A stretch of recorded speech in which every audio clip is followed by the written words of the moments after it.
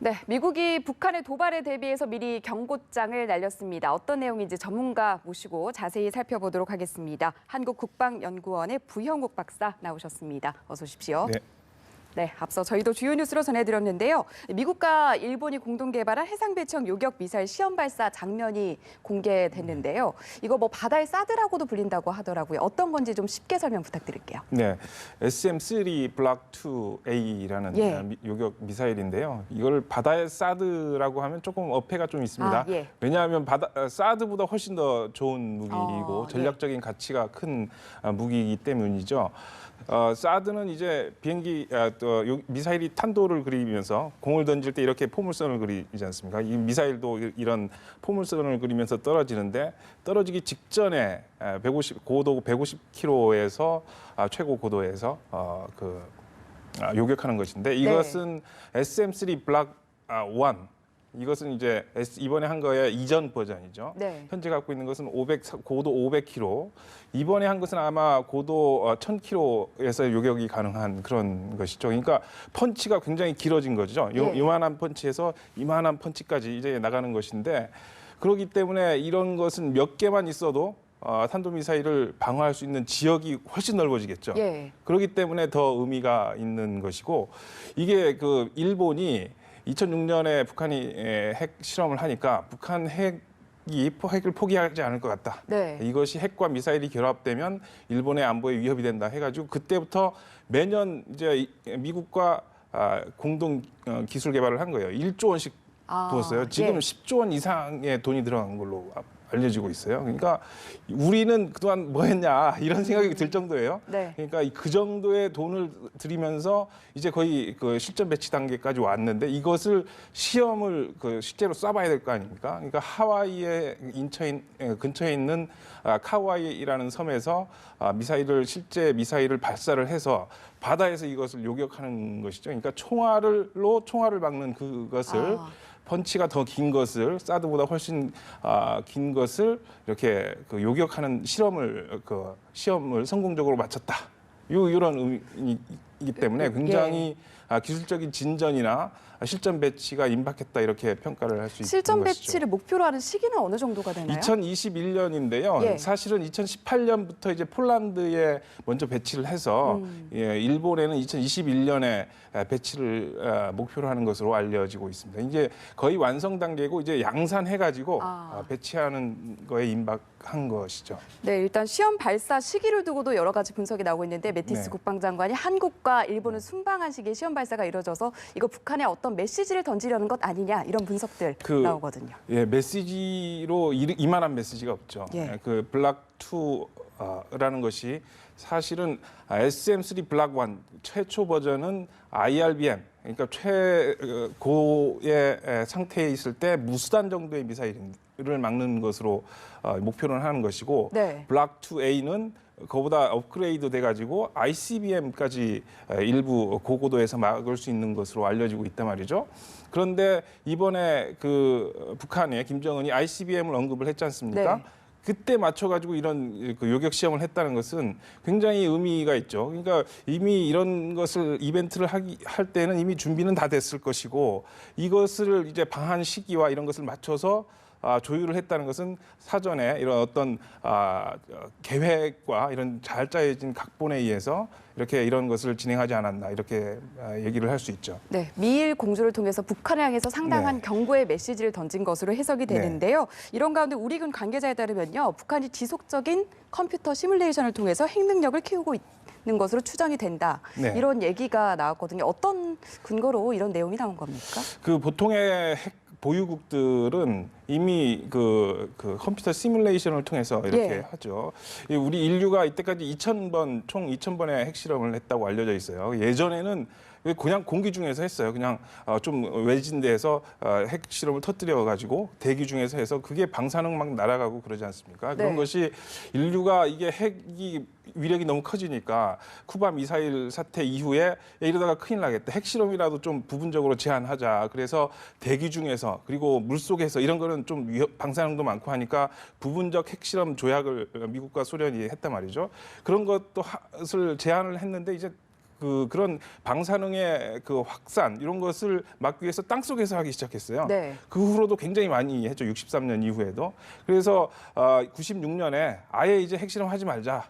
이미 강대국들은 이미 할 만큼 했으니까 2,000번이나 해서 데이터도 많이 했으니까 그래서 그 이후로는 핵실험을 하지 말자는 거에 가입한 국가가 182개국이나 돼요. 네, 거기 어긴 국가가 인도, 파키스탄, 북한인데 이것을 했다는 것은 그만큼 데이터가 축적이 돼 있다는 거죠.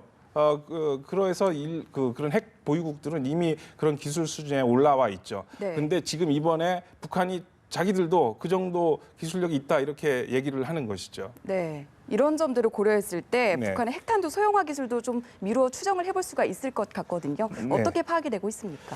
북한에 지금 근데 자꾸 이런 기술이 있다고 시뮬레이션으로 핵 능력을 고도화시킬 수 있다고 주장을 하는데 근데 폭발력 규모가 신통치 않거든요. 2006년에 0.4킬로톤 해서 25배의 폭발력 규모는 키웠어요. 지난 5차 핵실험에서 10킬로톤이 나왔으니까. 근데 인류의 핵개발 역사를 보면 맨하탄 프로젝트를 시작해서 미국이 6년 만에 75년 전이죠.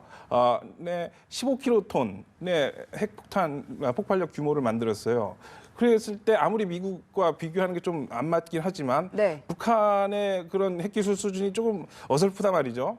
그래서 지금 제가 보기엔 그런 그 데이터를 갖고 있다. 실험을 안 해도 고도화할 수 있다. 이건 약간의 과장이 있는 것 같고 그걸 고지대로 믿을 필요는 좀 없는 것 같아요.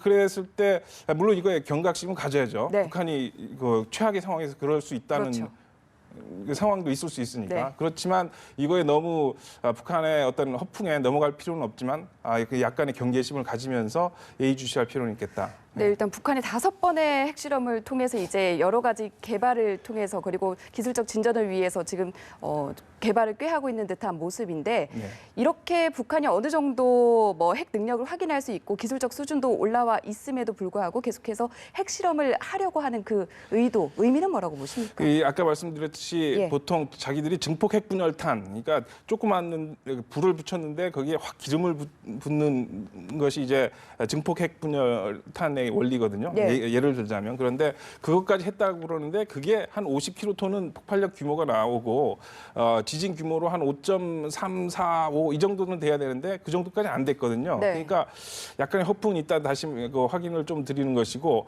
그것뿐만 아니라 이 한반도에서 북한의 어떤 그 제재나 이걸 가하면 이 불안정을 굉장히 고조시키겠다 이런 측면도 좀 국제사회 메시지를 던지는 거죠. 우리를 좀 우리 의도대로 좀 들어줘라. 그렇지 않으면 한반도를 좀 엉망으로 만들겠다, 위협을 가하겠다 이런 메시지를 뭐 다중적으로 이렇게 북한이 핵실험을 사용을 하고 있죠. 그런데 이번에 한 번 더 하면 이건 정말 이 레드라인을 넘는 거기 때문에 고민이 깊어지고 있을 겁니다. 네, 일단 북한이 핵 위협을 고조시키고 있는 것은 분명한데 이런 가운데 한미 연합훈련 3월에 뭐 최대 규모로 열린다 이런 얘기들이 나오더라고요. 작년과 비교했을 때 어떤 점이 달라질지 예측을 해본다면 어떤 게 있을까요? 네, 이번에 그 4D 그러니까 북한 핵 미사일에 대해서 디텍트하고 탐지하고 디스럽트하고 교란시키고 디스트로이하고 파괴하고 디펜드하는 이런 방어하는 이런 것을 4D라고 하거든요. D 앞에 D자를 다 4개가 있다 그래가지고 이것을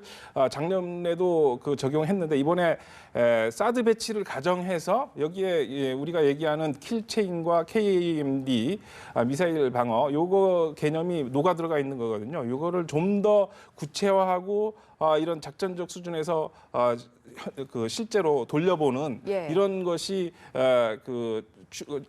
이번에 훈련의 연습에 초점이 될 것이고 그리고 미국의 전략 자산 어떤 것들이 투입이 될 예정인가요? B-50이나 전략 폭격기 그다음에 요코스카에 있는 7함대의 항모 전투단 있지 않습니까? 그러면 항모 전투단이라면 항공모함하고 옆에 구축함 이지스 구축함과 이 핵 잠수함 핵 추진 잠수함이 같이 따라오는 거거든요. 이런 것들이 동시에 전개하는 것이죠. 그러니까 일본 7함대에 있는 항모 전투단 전력과 그리고 그 한반도의 유사시에 괌에서 앤더슨 공군기지에서 신속 증원 전개 전력이 날아오지 않습니까? 아닙니까? 예. 그런 것들이 이제 B-52 전략 폭격기나 B-1B 전략 폭격기 이런 것들이 우리 키 리졸브 할 때 그 연습할 때 종종 왔었는데 이것이 동시다발적으로 오는 그런 한반도 지금 상황이 좀 위급하니까 네. 이런 것을 통해서 한반도에서 전쟁 억지력을 보여주고 북한에 대한 어떤 경고의 메시지를 하는 차원에서 이번에 좀 사상 최대의 전력,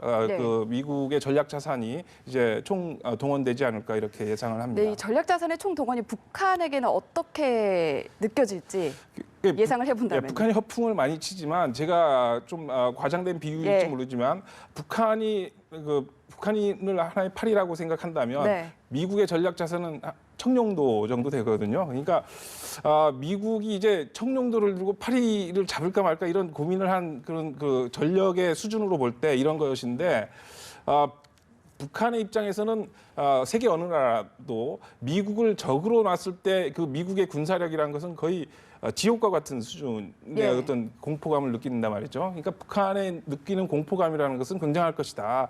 그렇기 때문에 쭈뼛거리면서 또 그 도발도 좀 엉거주춤한 상태로 하는 그런 것들이 발생할 것 같다. 이런 전망을 해봅니다. 네, 북한이 연합훈련 움직임도 예의주시하고 있을 텐데 어떤 반응을 보일지도 좀 주목해 봐야 될 것 같습니다. 오늘 말씀 여기까지 듣겠습니다. 고맙습니다. 네, 감사합니다.